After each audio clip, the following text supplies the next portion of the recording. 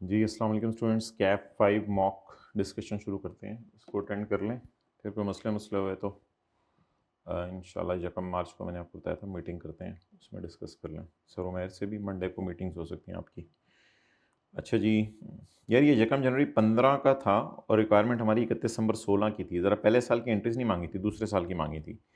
बाकी अगली ये बात टेक्निकल थी कि ये 12,000 डिवेंचर ख़रीदे थे और ये 15,000 शेयर ख़रीदे थे और ये 8,000 डिवेंचर इशू किए थे। ये इनकी फेस वैल्यू थी, ये परचेज प्राइसेस थी, इशू प्राइसेस थी। ट्रांजैक्शन कॉस्ट में आपने 20% माइनस करना था, क्योंकि इंटरनल एडमिन कॉस्ट IFRS 9 में जाके देखें ट्रांजैक्शन कॉस्ट का पार्ट नहीं होती। अलग से इसको एक्सपेंस में डालने की एंट्री पहले साल होगी, लेकिन पहले साल की एंट्रीज तो मांगी नहीं थी। तो कूपन रेट आ रहा है, इफेक्टिव रेट आ रहा है, मार्केट रेट तो इग्नोर करना था आपने। इन्वेस्टमेंट इन डिवेंचर्स पहली क्या है, दूसरी क्या है, ये तो उसने बताया हुआ सब। अच्छा जी माय डियर, अब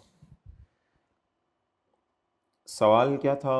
इसमें कुछ भी नहीं था, मेरा नहीं ख्याल इसमें कोई डिस्कस करने की ज़रूरत है। ये सॉल्यूशन में आप इंशाल्लाह देख लेंगे चीज़ें, कोई एज सच नहीं है। बस ये दो column fair value as on आपने डालना था और ये फॉर द ईयर आपका निकलाना था। तो that was easy, no problem.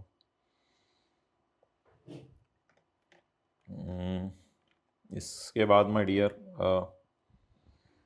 ये दो गवर्नमेंट ग्रांट्स मिली हैं। पहली ग्रांट है 12 लाख रुपए की IS 41 में, 12 लाख रुपए to support the purchase of advance irrigation system. The conditions attached are as follows. Grant को आपने कंडीशन ये है कि 30% रिडक्शन वाटर यूजेज में आपने करनी है। पिछले 3 सालों से जितना कर रहे हैं उससे 30% कम पानी इस्तेमाल करना है। और अगर आप ये टारगेट मीट करने में फेल हो गए तो 50% ग्रांट आपको वापस करनी पड़ेगी। अच्छा, वापस करने की उसने तारीख नहीं बताई, बस वापस करनी पड़ेगी। तो अभी एक एंट्री में मैं डिस्कस करता हूँ। और ग्रांट अल्लाह का शुक्र है साल के पहले दिन मिल गई है। एक अनकंडीशनल ग्रांट भी मिली है, इसको मैं छोड़ रहा हूँ अभी। और एज ऑफ 31 दिसंबर 2024 एग्रो ओहो सिर्फ 28% पानी की रिडक्शन की है, हालांकि 30% पानी कम इस्तेमाल करना चाहिए था आपको। अब आपने ये बोंगी मार दी है, तो हमारे साल ही आधी ग्रांट वापसेबल है। तो 12 लाख माय डियर मिली हैं। 12 लाख की एंट्री करेंगे, cash debit deferred grant government credit, और 12 लाख में से 6 लाख की वापसी रिकॉर्ड कर लेंगे। Deferred government grant debit and payable credit, ये भी लाइबिलिटी है, लेकिन बेहतर है इस लाइबिलिटी को अलग से दिखाएं, क्योंकि इस लाइबिलिटी ने डेफर करके इनकम में जाना होता है। इसने तो पैसों में वापस होना है। कब वापस होना है ये सवाल ने नहीं बताया था। अब माय डियर, ग्रांट मिली 12 लाख, 6 लाख रिक्वायरमेंट मीट ना करने की वजह से डज पड़ गई, जिसकी वजह से ये वापस करने, तो बाकी बचा ही 6 लाख। उस 6 लाख को 5 सालों में इनकम में डाल दें आहिस्ता आहिस्ता। तो 1,20,000 मेरी इनकम थी और दूसरी ग्रांट तो अनकंडीशनल थी, उसको डायरेक्ट इनकम में डालना था। अच्छा, ये पहली दफ़ा मैंने सवाल इसका बनाया था कि ये कंपनी को रिप्रेजेंट कर रहा है और इसमें ओवर स्टेट कर रहा है। हमने कहा था कंपनी को रिप्रेजेंट करना मसला नहीं है, उसमें अगर ओवर स्टेट आप करें तो that is a advocacy threat. तो ये इसने मेन थ्रेट पूछा था जो इन्वॉल्व था इन दिस केस। तो that was a first time testing.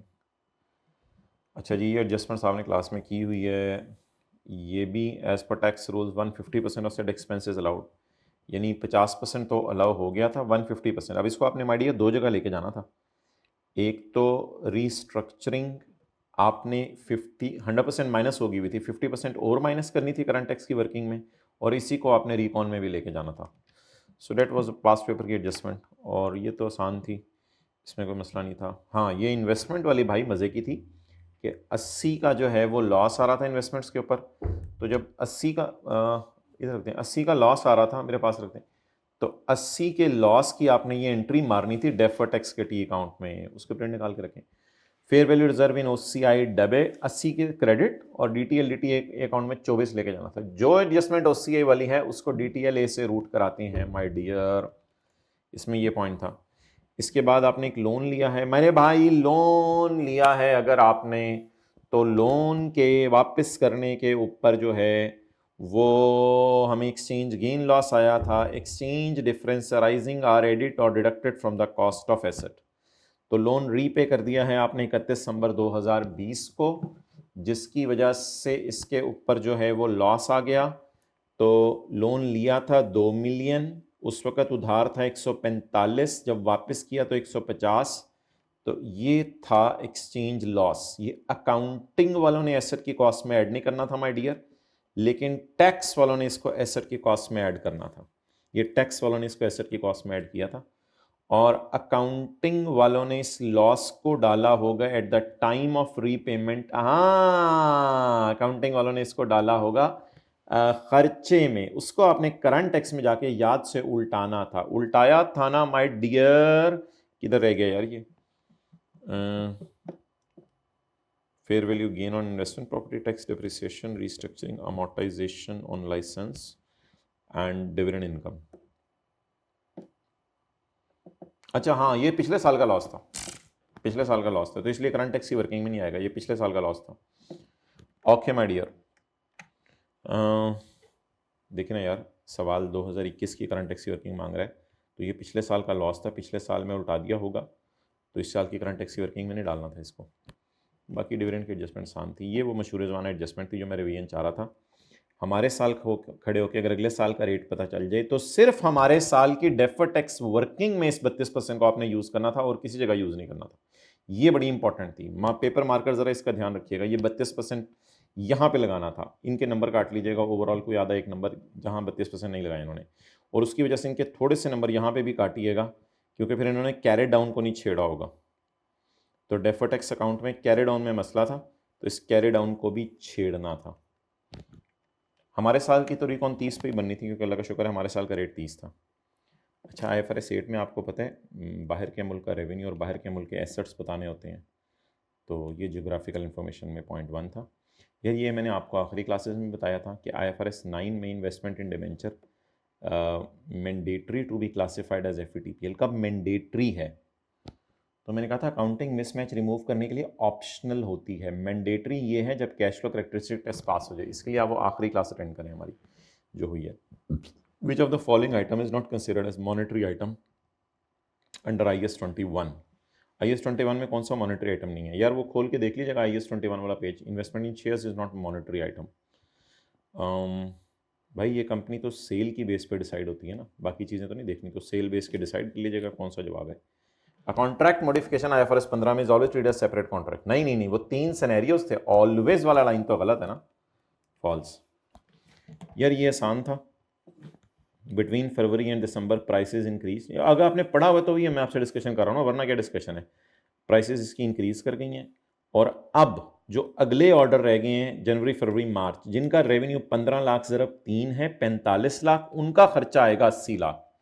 तो 45 लाख जो फ्यूचर रह गए हैं उनका खर्चा आएगा 80 लाख, इसलिए या तो खर्चा बर्दाश्त कर ले 35 लाख या कॉस्ट टू कैंसिल बर्दाश्त कर ले। अच्छा जी, ये जो फाइनल अकाउंट का सवाल था ना माय डियर, इसमें मैंने आपको आखिरी क्लासों में बताया था कि हेड ऑफिस की डिटेल और मैन्युफैक्चरिंग फैसिलिटी की डिटेल वो दे दिया करें आप legal status and nature of business में, और जो है अल्लाह आपका भला करे बाकी सारी इमूवेबल प्रॉपर्टीज़ और उनका एरिया वगैरह लैंड का वो आप दे दिया करें पर्टिकुलर्स ऑफ फिक्स्ड एसेट में। तो हेड ऑफिस की डिटेल और मैन्युफैक्चरिंग फैसिलिटी की डिटेल ये आप लोगों ने इस नोट में देनी थी। मैन्युफैक्चरिंग फैसिलिटी और हेड ऑफिस ये लीगल स्टेटस एंड नेचर में देनी थी। इसके बाद आपने जो है वो आपकी जो लैंड थी लाहौर में, it owns industrial area Lahore and operates a warehouse, और जो वेयर हाउस है 3 कनाल का इस्लामाबाद में, इसको आपने मोर प्रॉपर्टी में डालना था, लेकिन आप मैन्युफैक्चरिंग फैसिलिटी पे डालनी थी एरिया के साथ। मैंने कहा था ये एक डुप्लीकेशन हुआ करेगी PPE में भी, क्योंकि इधर इसका एरिया और साइज जाता है और लोकेशन जाती है और एसेट की टाइप जाती है। पाकिस्तान के अंदर अगर आपने इन्वेस्टमेंट्स की हुई हैं किसी के अंदर, तो उनका ये डिस्क्लोजर बनता है। ये हमारे डिस्क्लोजर नोट्स में शायद आपको याद हो कि ये यहाँ पे था हमारी किताब में, पेज नंबर 579 पर, ये वाला point, name of undertaking along with basis of relation और common directorship and percentage of shareholding. तो name of undertaking, percentage basis association and common directorship. और इसके बाद अगर आपने कोई बाहर के मुल्क में इन्वेस्टमेंट स्कीम हुई है, indirect control 75% in golden east through it's ultimate parent, the company has invested इतने, तो आपने इनडायरेक्टली कंट्रोल हासिल किया हुआ है किसी कंपनी का अपने पेरेंट के जरिए, उसमें हमने इतनी इन्वेस्टमेंट स्कीम है।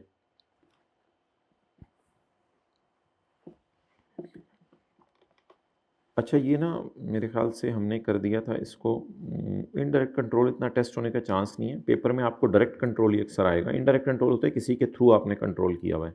तो बहरहाल ये आपको डिस्क्लोजर याद है कि ये डिस्क्लोजर कैसा था। ये डिस्क्लोजर माय डियर इस तरह का था, शायद आपको याद हो। फॉरेन कंपनी में इन्वेस्टमेंट स्कीम ही है या फॉरेन कंपनीज को आपने लोन्स दिए हुए हैं। तो फॉरेन कंपनीज में लोन्स रिसीवेबल हैं पेज 582 पे, या फॉरेन कंपनी में कोई इन्वेस्टमेंट्स हैं, लोन्स हैं, एडवांसेस हैं या कोई इन्वेस्टमेंट्स हैं, तो उनके ये आपने डिस्क्लोजर देने थे सारे।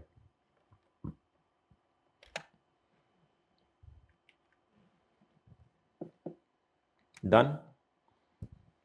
तो अगर ये 5th शेड्यूल वाली होती, अगला सवाल था डिस्क्लोजर, अगर ये नॉट अ लिस्टेड कंपनी होती तो इस पर 5th शेड्यूल लगता, तो फिर आपने लिख के आना था इन दिस केस आखिरी वाले में ओनली दिस इज रिक्वायर्ड, बजाय कि आप ये लिख के आते कि ये नॉट रिक्वायर्ड है, only this is required, name and jurisdiction, ये हमने सोल्यूशन में डाला हुआ है, ओनली दिस इज रिक्वायर्ड ये।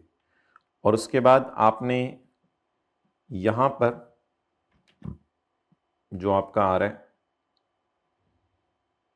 ये, इस पॉइंट में कोई मसला नहीं था, इसमें आपने लिखना था particulars of immovable fixtures including location and area of land is not required, ये पूरा एज इट इज लिख के आना था। The particular immovable including location and area of land not required. और फिर उसके बाद आपने लिख के आना था, अल्लाह आपका भला करे, कि इस केस में सिर्फ एड्रेस नहीं चाहिए, लोकेशन आपने बतानी है, एड्रेस नहीं चाहिए, address does not require to be disclosed. Okay next.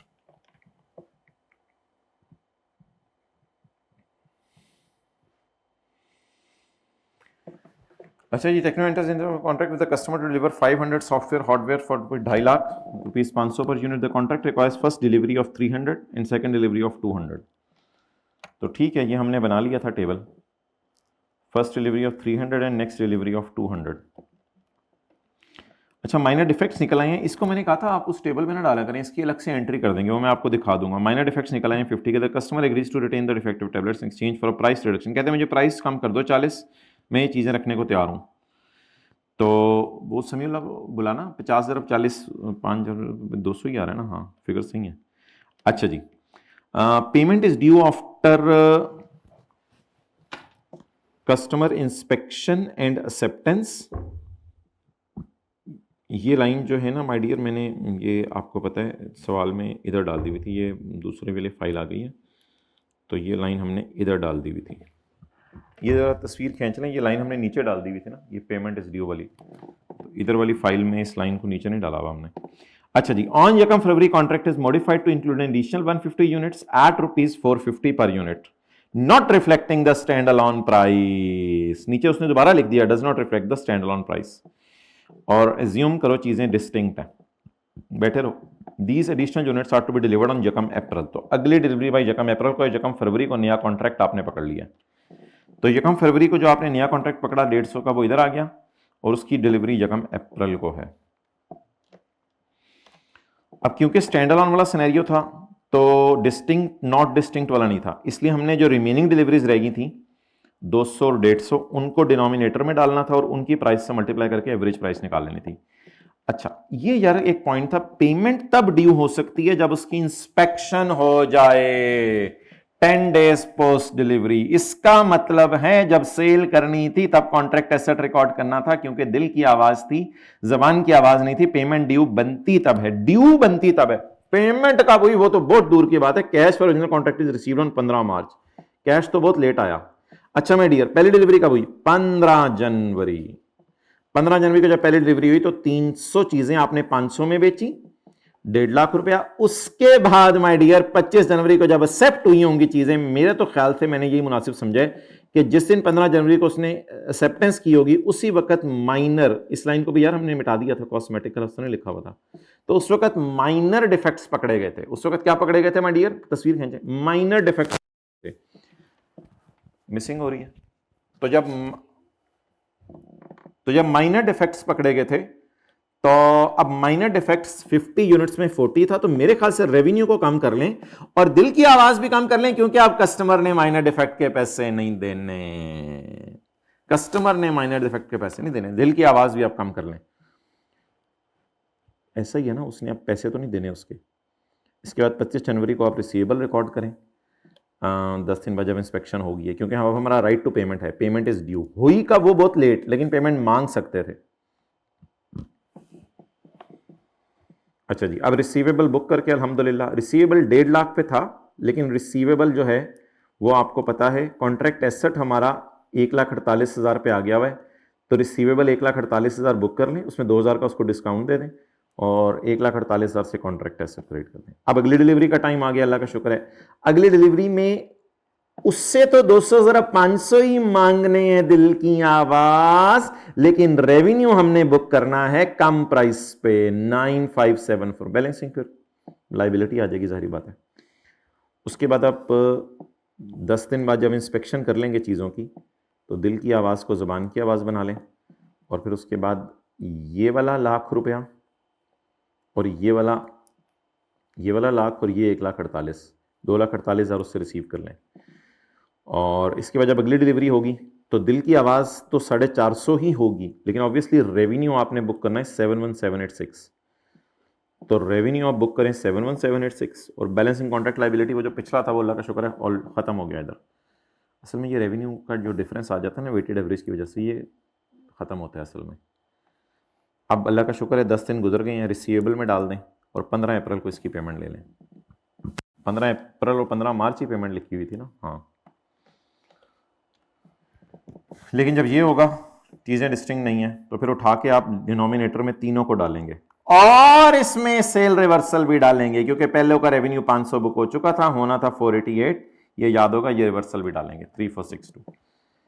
अच्छा, पहली 2 एंट्रीज उसी तरह होंगी क्योंकि अभी तक कोई नया कॉन्ट्रैक्ट नहीं आया। पहली 2 एंट्रीज बिल्कुल पिछली डिस्कशन की तरह होंगी, माइनर डिफेक्ट्स की एंट्री भी उसी तरह होगी, फिर उसके बाद रिसीवेबल की एंट्री भी उसी तरह होगी। अब 1 फरवरी को जब नया कॉन्ट्रैक्ट आया तब एक नई एंट्री करें, आप 3462 से रेवेन्यू कम कर दें, लेकिन ये रेवेन्यू सिर्फ आपको पता है, ये उसका ताल्लुक नहीं है इससे। तो ये आप रेवेन्यू कम करके रिसीवेबल उससे कम ना करें, क्योंकि इसका ताल्लुक उससे नहीं, ये सिर्फ आपकी रेवेन्यू कैलकुलेशन से इसका ताल्लुक है। भाई दोनों प्रिंट मुझे लाके दिखा दें, क्वेश्चन सोल्यूशन। तो इसमें आप रेवेन्यू कम कर लें अपना, और रेवेन्यू कम करके कॉन्ट्रैक्ट लाइबिलिटी या रिफंड लाइबिलिटी समझ लें, एक तरह की रिफंड लाइबिलिटी तो नहीं है, बस कॉन्ट्रैक्ट लाइबिलिटी, ये अपना रेवेन्यू रिवर्सल है, ये खुद ही खत्म हो जाना है। उसके बाद दिल की आवाज रिकॉर्ड करें 200 जरा 500 से, और दिल की आवाज रिकॉर्ड करने के बाद रेवेन्यू तो उसी से बुक होगा, आगे तो एंट्री उसी तरह है, आगे तो कोई टेंशन नहीं। अच्छा जी, जिम गो, एक सेकंड पॉज करना।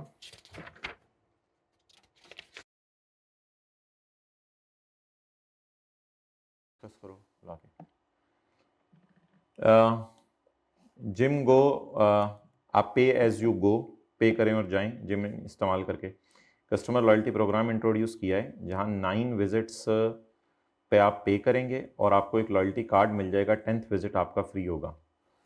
तो during the year customer visits, customer ने 94,995 दफ़ा विजिट किया है। यानी अगर आप एक बंदा समझे तो समझ लें 94,995 बंदे आए हैं, हम फर्ज करें पेइंग, बल्कि 94,995 बंदा कहना तो मुनासिब नहीं होगा, हर 9 विजिट के ऊपर, तो 94,995 दफ़ा लोग आए हैं, पेइंग 1,000 पर विजिट, हर विजिट पे 1,000 दे के चले गए।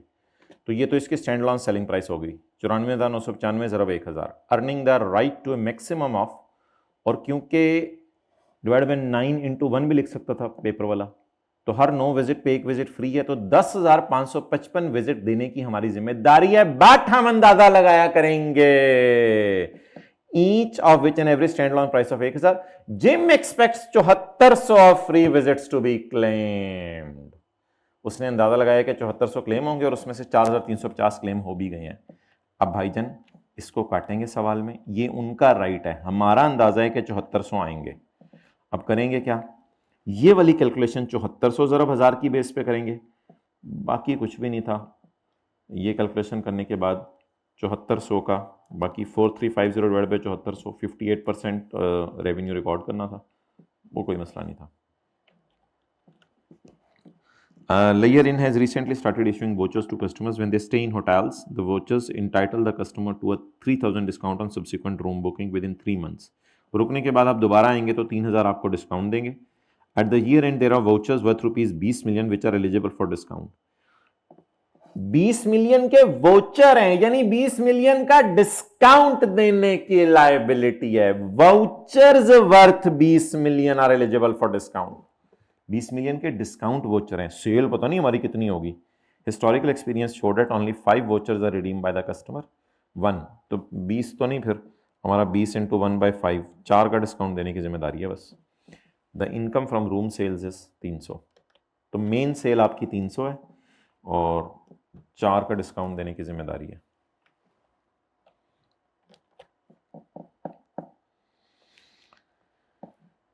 यार इसमें कोई ऐसा मसला नहीं मुझे लग रहा.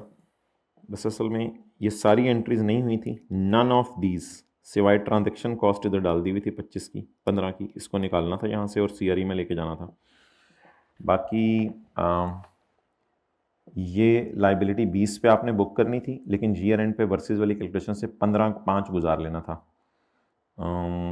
ये ज़रा मज़े की एडजस्टमेंट थी. 25% of equity shares at a cost of 15 पर शेयर. लेकिन इसके लिए पैसे कहाँ से आए? The money to make this payment was obtained by issuing इतने new shares in BL in market at 24 per share. Sir cash की एंट्री तो अकाउंटेंट भूलता नहीं.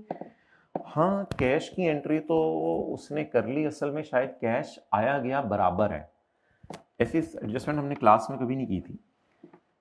ये एसोसिएट के हमने शेयर खरीदे हैं. ये शेयर खरीदने के लिए किसी से पैसे लिए हैं. ये नहीं है कि पुराने ओनर्स को अपने शेयर इश्यू कर दिए. The money to make this payment was obtained by issuing shares in market. पुराने ओनर को शेयर नहीं दिए कि investment debit share capital share premium credit entry कर लेते. आप लोगों ने cash debit share capital share premium entry करनी थी अलग, और फिर इन्वेस्टमेंट डेबिट कैश क्रेडिट की अलग एंट्री करनी थी. वो मैंने सोल्यूशन में की भी और लिखा हुआ है. कैश और कैश आपस में नेट हो गया. बाकी एंट्री आपने पोस्ट कर देनी थी. बाकी डिप्रिसिएशन का रेट नहीं दिया हुआ था, इसलिए डिप्रिसिएशन इंक्रीमेंटल वो जो एक्स्ट्रा डिप्रिसिएशन बनती थी रिवैल्यूएशन पे वो उसने खुद निकाल के दे दी थी. और एमएल कॉस्ट मॉडल यूज़ कर रहे. ओहो, लेकिन पेरेंट तो रिवैल्यूएशन मॉडल यूज़ कर रहे ना, इसलिए एसआरएस अकाउंट सीआरएस अकाउंट बनाना था. अगर सब्सिडरी रिवैल्यूएशन मॉडल यूज करता तो वो 6 लाख का. हाँ तो ये 6 लाख आपने लेके जाना था. मैंने आपको बताया था पीपी डेबिट एसआरएस क्रेडिट. इसको सब्सिडरी के सरप्लस अकाउंट में लेके जाना था माय डियर. इसको सब्सिडरी के सरप्लस अकाउंट में लेके जाना था और फिर एसआरएस को शिफ्ट कर देना था ईयर एंड पे सीआरएस और एनसीआई में. बाकी 1.8 मिलियन की गुड्स स्टॉक में है, इसका तो कोई मसला नहीं. In addition BL process the sale of 1 million of goods to ML. एक और 1 मिलियन की चीज़ें बेची जो उसने रिकॉर्ड नहीं की क्योंकि वो मिली ही 2 जुलाई को. तो ये गुड्स इन ट्रांजिट हो गई और गुड्स इन ट्रांजिट की वजह से इसका आपस का वो रेवेन्यू भी आपस की प्रॉफिट भी उल्टाना था. At 30 BL has a debtor balance due in respect of sale made, और इसका डेटर बैलेंस उससे रिसीवेबल है. वही बात हो गई ना. तो डेटर क्रेडिट कर दें, लेकिन अगले ने अभी क्रेडिटर रिकॉर्ड नहीं किया हुआ तो क्रेडिटर डेबिट कर दें और बाकी बैलेंसिंग आ गई गुड्स इन ट्रांजिट. और फिर गुड्स इन ट्रांजिट का प्रॉफिट भी उल्टा देना था. अगले ने तो क्रेडिटर रिकॉर्ड ही नहीं किया हुआ ना, वो कैसे उल्टाएं आप. The loan was granted. अच्छा, लोन अगले साल वापस होना था पहली किस्त, इसलिए लोन की रीपेमेंट का कोई फर्क नहीं, क्योंकि 1 जनवरी 20 को लिया ना, 30 जून 20 हमारा ईयर एंड है, तो अगले साल वापस होना था. तो 4 मिलियन की रीपेमेंट को इग्नोर करना था. बस करना क्या था, लोन ऊपर आ रहा है 50 का, 50 ज़रब 12% ज़रब 6/12, ये इंटरेस्ट रिसीवेबल और पेबल में से कैंसिल करना था. लेकिन एक बंदा इंटरेस्ट रिकॉर्ड करना भूल गया, एमएल. तो एमएल की किताबों में एक एंट्री करनी थी SRE debit interest payable credit. उसके बाद फिर रिसीवेबल पेबल भी कैंसिल करने थे. पहले क्रिएट करना था पेबल, बाद में कैंसिल करने थे. अच्छा, 60% इसका रेवेन्यू ना पहले 3 महीने में आया, तो प्री एक्विजिशन में फिर 24 का 60% डायरेक्ट चला जाना था. 3/12 करने की जरूरत नहीं थी डायरेक्ट, और 40% बाद में आया. बस इसलिए तो ज़्यादा आसान था, 24 × 60%. बाकी मैनेजमेंट सर्विसेज दी हैं, उसमें अल्लाह का शुक्र एंट्रीज होगी हुई हैं. ओह, ये तो जेएल और बीएल की हैं, इनको तो इग्नोर करना था। जो पेपर चेक करें वो याद रखिएगा, अगर ये बच्चों ने माइनस किया हुआ तो नंबर काटिएगा। माइनस ना करने पे कोई मार्किंग स्कीम में जरा नंबर डाल दीजिएगा आप लोग, मेरे ख्याल से डले नहीं होंगे। माइनस ना करने पे भी कोई नंबर डाल दीजिएगा, क्योंकि ये कहीं आ नहीं रहा, तो अगर करें तो फिर वो नंबर काट लीजिएगा। बाकी डिविडेंड है, दोनों ने रिकॉर्ड किया हुआ है, तो फिर आपस के रिसीवेबल पेबल बस कैंसिल होंगे। सिनेरियो जाके देख लीजिएगा क्वेश्चन 12 में कौन सा वाला है। अच्छा, एक सवाल मैंने आपको क्लास में कराया था लीज़ का, इसमें मैंने आपको ना 1 अप्रैल पे ही सारी पेमेंट्स डाल दी थी। 1 अप्रैल को ही हम लीज़ इंसेंटिव दे रहे हैं, 1 अप्रैल को ही लीज़ पकड़ने के लिए उसे पैसे दे रहे हैं, ये एक डाउन पेमेंट सी हो जानी थी, और 1 अप्रैल को ही उसको पहला किराया दे रहे हैं। तो पहला किराया 1 अप्रैल को दिया, उसको 107 दिया -20, ये हमारा जो है वो पहली अमाउंट बननी थी जिसे हमने डिस्काउंट करना शुरू करना था। बल्कि इसको क्या डिस्काउंट करना था, 1293 + 107 -20। उसके बाद वो रेंटल शेंटल हैं, ये आपको पता है क्या होते हैं, कब कौन से कब पे हुए, कौन से कब पे हुए, एरियर एडवांस का चक्कर था। ये बारों बार जनरल एंट्रीज में चला जाना था, लेकिन इसकी पहले एंट्री आपने करनी थी पेएबल में आईडीसी की, और फिर 1 महीने बाद उसको पे कराना था। उसके बाद लीज रेंटल्स हैं, इसकी सान एडजस्टमेंट थी, आपने कैलकुलेशन कर ली होगी। रिमेनिंग लाइफ को तो छोड़ें, जब ओनरशिप ट्रांसफ़र नहीं होनी तो फिर वो सीसीएल ने रेजुलर गारंटी किया 1000। सीसीएल का अंदाजा है कि 9200 का होगा, तो 800 तो तुझे और पे करने पड़ेंगे। 800 हमने जीआरवी में डाला, और आखिरी क्लास के मुताबिक मैंने कहा था इसको डिप्शन में से भी माइनस, डिप्शन निकालते हुए रेजुलर वैल्यू के तौर पर माइनस भी कीजिएगा। 800 को हमने इधर भी लिया और इसको डिप्शन निकालते हुए माइनस भी किया। भाई ये फिगर हमने चेंज कर ली थी, 756 की ही थी। ये ज़रा देख लो कैलकुलेटर में, ये ज़रा तस्वीर खींच लो, ये फिगर में मुझे मसला था, हो सकता है हमने सही कर लिया। अच्छा, उसके बाद माय डियर, शेड्यूल तो वैसे ही बनाया हुआ है, इतना भी काफ़ी था। उसके बाद ओए हो लेसर का अंदाज़ा नहीं देखना अब रेजिडुअल वैल्यू का, बस लेसी का सवाल चल रहा है। आईडीसी लेसर की छोड़ें पर, इंक्रीमेंटल बोरिंग रेट यूज़ कर लेना था। बाकी एक थोड़ा सा फटा था कि 31 दिसंबर 22 और 31 दिसंबर 23 था, और पीवी ऑफ डी कमीशनिंग भी थी। तो पीवी ऑफ डी कमीशनिंग में भी इंटरेस्ट थोड़ा सा इस साल और थोड़ा सा इसका अगले साल, थोड़ा सा ये हमारे साल, थोड़ा सा अगले साल, थोड़ा सा ये हमारे साल, थोड़ा सा ये अगले साल, ये एक मज़े की कैलकुलेशन थी इसमें। और पीवी ऑफ रिस्टोरेशन 343, ये भी एसेट की कॉस्ट में डालनी थी। तो चीज़ें तो आसान थी। अच्छा, spray guns low value asset था, उसने लिखा हुआ था, तो इसमें 3 साल ये थे पहले लीज के, फिर उसके बाद 2 साल ये थे। तो इनको हमने सोल्यूशन में, क्योंकि 5 है ना, तो हमने 5 से बार बार मल्टीप्लाई किया है, लेकिन ओवरऑल 5 से इसलिए डिवाइड किया कि 5 ईयर्स हैं, 5 मशीन्स नहीं। बाकी 4 महीने क्योंकि मशीनें इस्तेमाल हुई हैं, तो उनका रेवेन्यू फिर 4/, खर्चा उनका 4/12 करके रिकॉर्ड किया है। बाकी सवाल में इसको कोई लिखा हुआ है एरियर में है एडवांस में, पेबल एंड विलियन एरियर्स, तो फिर पेबल की एंट्री कर देनी थी, क्योंकि अभी तो पहला साल था। तो खर्चा डेबिट, पेबल क्रेडिट। ठीक है माय डियर, अल्लाह आप हज़रात को पास करे। क्लोज कर दो यार।